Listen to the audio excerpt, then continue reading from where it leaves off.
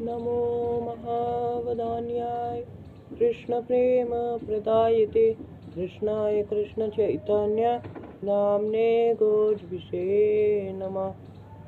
हे कृष्ण करुणा सिंधु दीनबंधु जगत्पते गोपेश गोपिका कांत राधा कांत नमोस्तुते। तप्त कांचन गौरांगी राधे वृंदावनेश्वरी श्री विश्वानुसुते देवी प्रणमामि हरि प्रिय। जय रूप सनातन भट्ट रघुनाथ श्री जीव गोपाल भट्ट दास रघुनाथ। पीछे गोसाई कोरी चरण वंदन जहाँ होते विघ्ननाश अभीष्ट पूर्ण। वांछा कल्पतरुभ्यश्च कृपा सिंधु एव च पतितानां पावनेभ्यो वैष्णवेभ्यो नमो नमः। हरे कृष्णा कृष्णा कृष्णा हरे हरे हरे राम राम राम हरे हरे। हरे कृष्णा कृष्णा कृष्णा हरे हरे हरे राम राम राम हरे हरे। नमस्कार भक्तों, आज फिर से श्रीमन महाप्रभु की कृपा से हम सब एकत्र हुए हैं आज इस पावन दिन पर। आज दिवाली से एक दिन बाद तो ग्रहण था, यानी कि कल 25 तारीख को, और आज 26 तारीख है, तो आज हम श्री गोवर्धन मनाएंगे। तो आज हम गोवर्धन की कथा पर ही चर्चा करने वाले हैं। तो आइए आज की चर्चा को शुरू करते हैं। और सबसे पहले आप सभी को गोवर्धन की हार्दिक शुभकामनाएं, हार्दिक बधाइयाँ। अपने अपने घरों में गोवर्धन महाराज बनाइए और उनकी सेवा कीजिए, उनको भोग लगाइए, 56 भोग लगाइए और श्री कृष्ण की भी सेवा कीजिए। आइए शुरू करते हैं आज की पावनमयी कथा। ब्रज में दीपावली से अगले दिन इंद्र की पूजा होती थी वर्षा के लिए।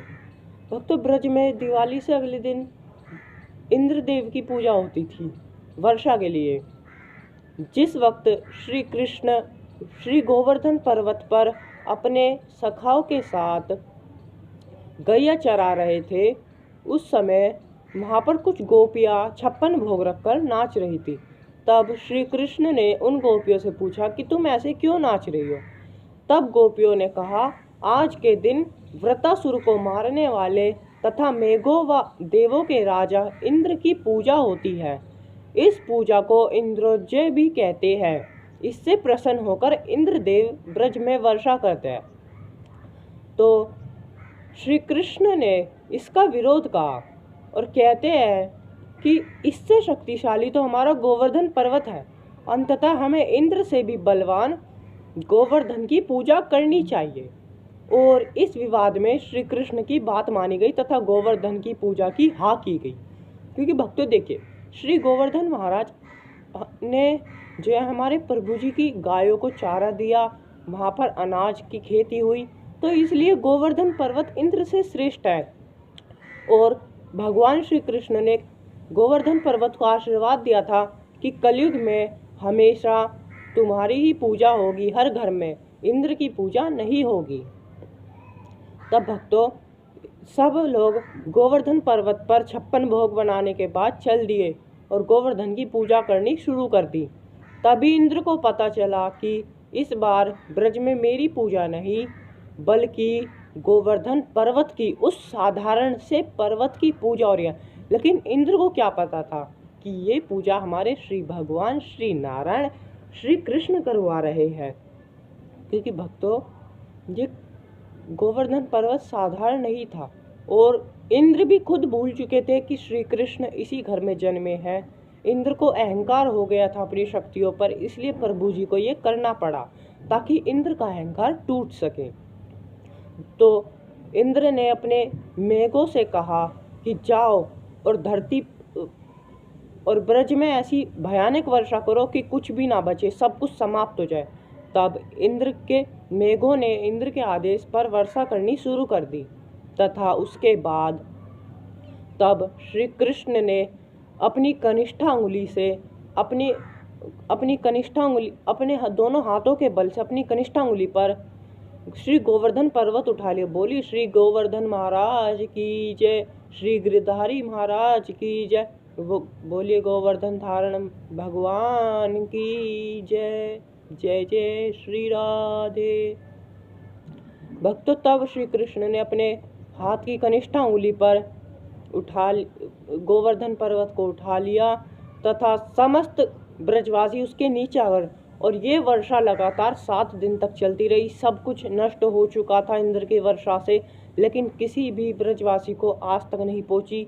बाद में इंद्र ने 7 दिन की बहुत ही ज़्यादा भयानक वर्षा करने के बाद वर्षा को रोक दिया था, लेकिन ब्रज का सब कुछ तहस नहस हो गया था, लेकिन किसी भी ब्रजवासी को चोट नहीं लगी, न कुछ हुआ।